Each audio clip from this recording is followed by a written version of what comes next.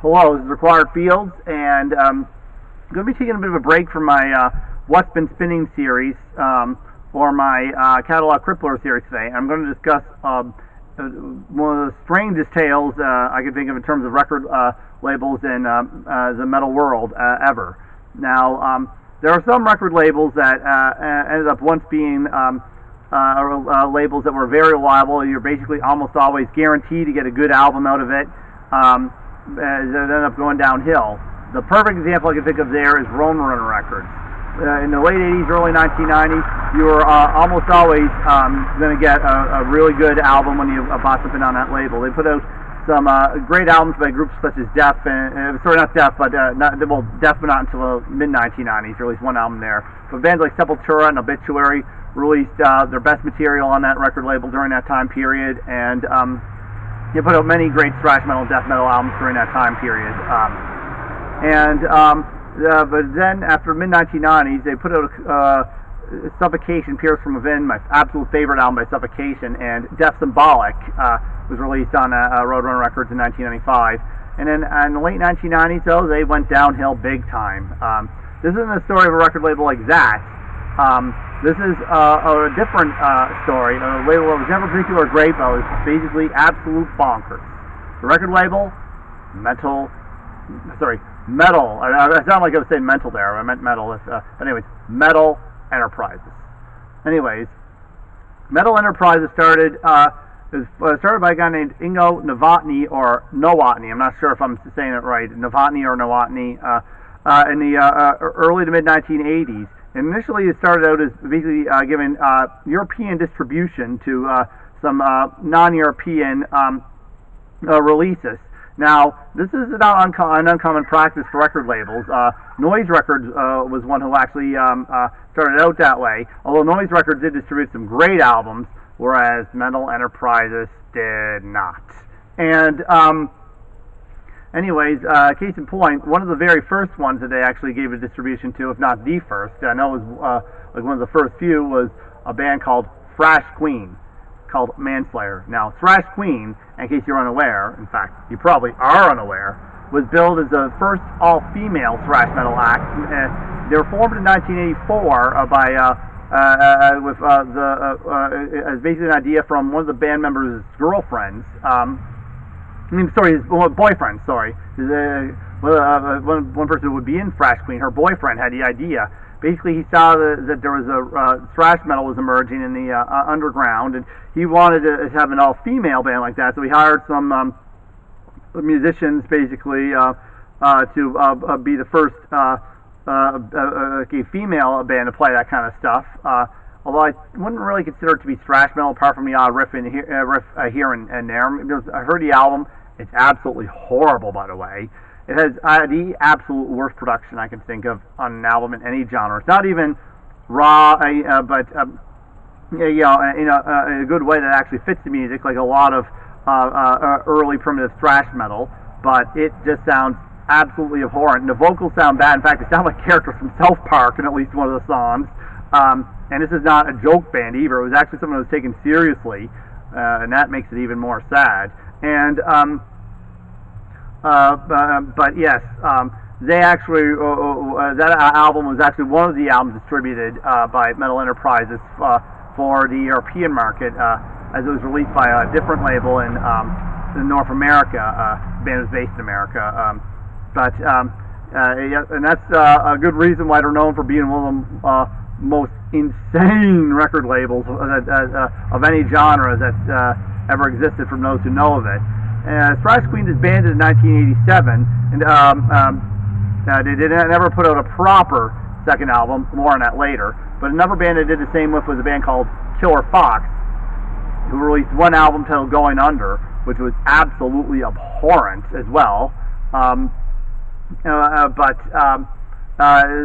Killer Fox broke up in 1987, apparently due to a couple of band members being killed in a car crash, and they had their album distributed there. Now, if he had distributed, he could have easily distributed some good albums that were basically not really distributed in Europe at the time. But why he picked these albums remains a complete mystery. Anyways, they did eventually put out some of their own stuff as well that was originally released by the label, not just something that was released by another label first. But none of it's particularly that good.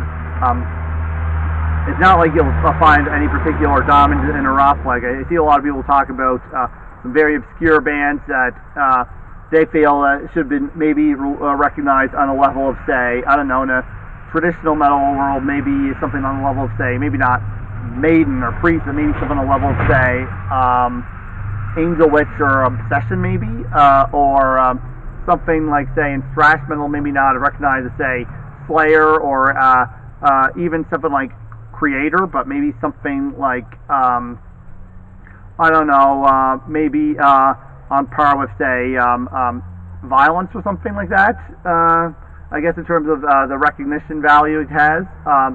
But for a band that's maybe, may look at one album, a small label, feel it should have been recognized at that level. And there's a lot of obscure albums that have been released by smaller, some record labels that existed later, many years after they were out of print. And in case of thrash and death metal, there are some albums that have been reissued in recent years that finally got the distribution that they deserve. But Metal Enterprises didn't do that with any albums that were new at the time for that. And anyways, I'm going to get to one thing that they're really known for particular. This is completely what a lot of people associate them with: fake follow-ups. Now, I mentioned Thrash Queen broke up in '87, as did Killer Fox after a couple of band members died. But one thing that they did in 1990 was released what's called fake follow-ups. They actually somehow they own the names to these bands now, and they chose to release lead people to believe were their next albums. They did not use any band members' names. Basically, it was all basically session musicians, and released fake follow-ups. Thrash Queen had a follow-up called Ashes to Ashes, released in 1990. Now, production-wise, it does sound better than the first album, admittedly, but the vocalist on it is absolutely the worst vocalist I can think of, with a ridiculously goofy accent, saying complete gibberish lines, and the songs themselves basically only have like maybe a couple riffs in them and are basically just looped to be about 9 minutes in length, with maybe a couple of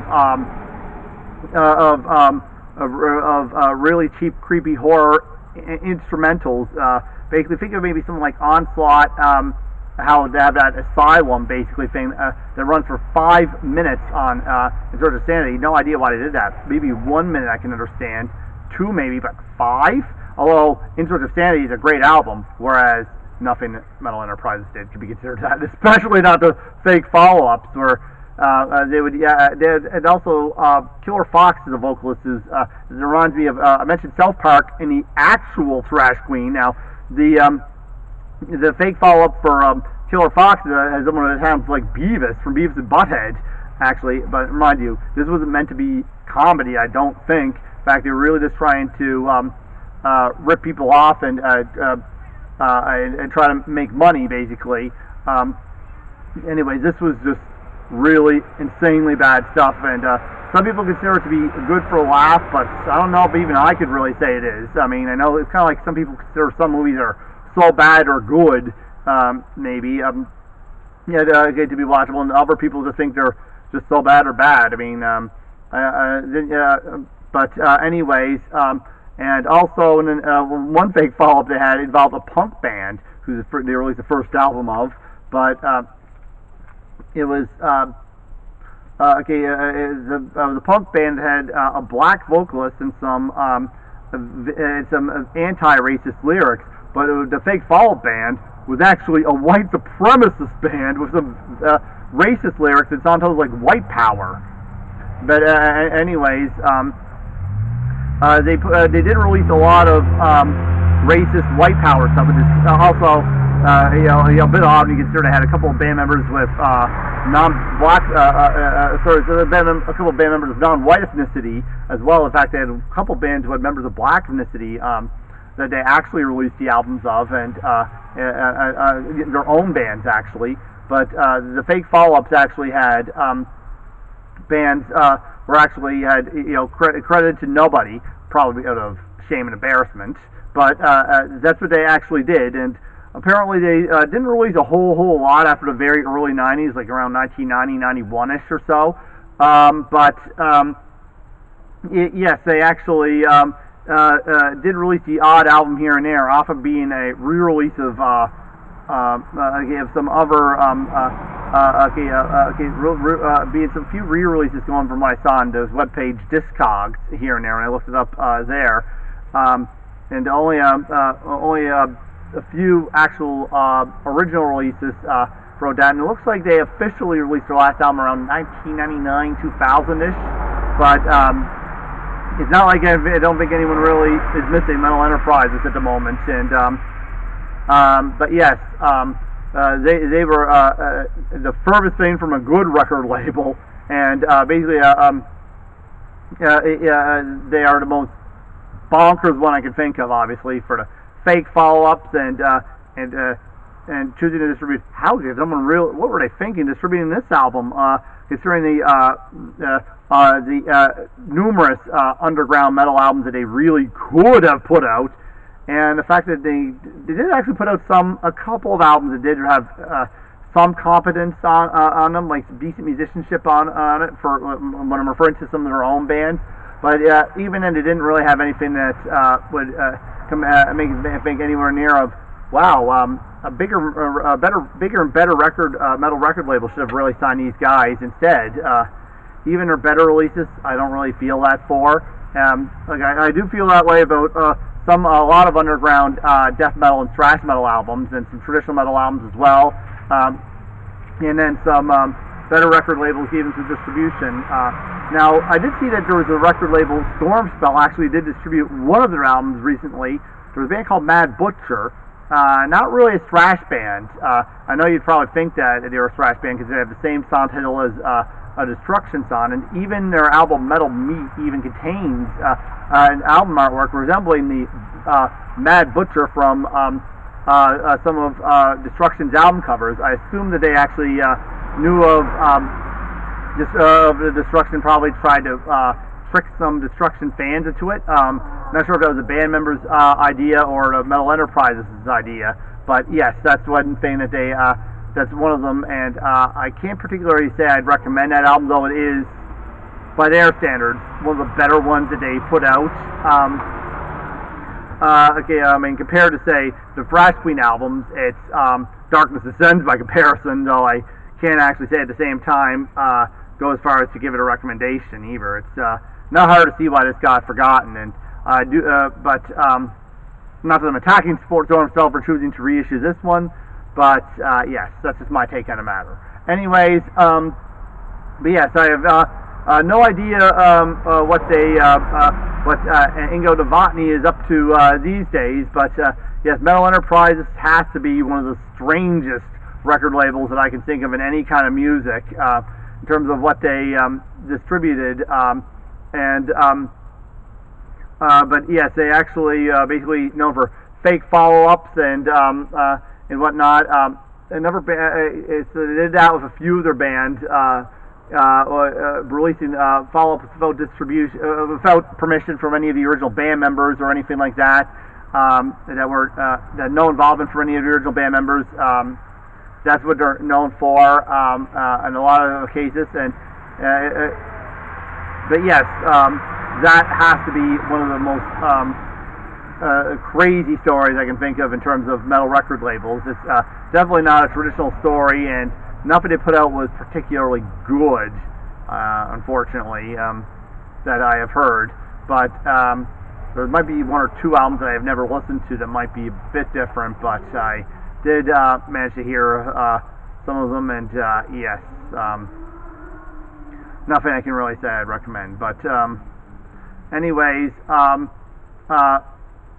thank you very much for watching this video. This is Required Field signing off, and goodbye.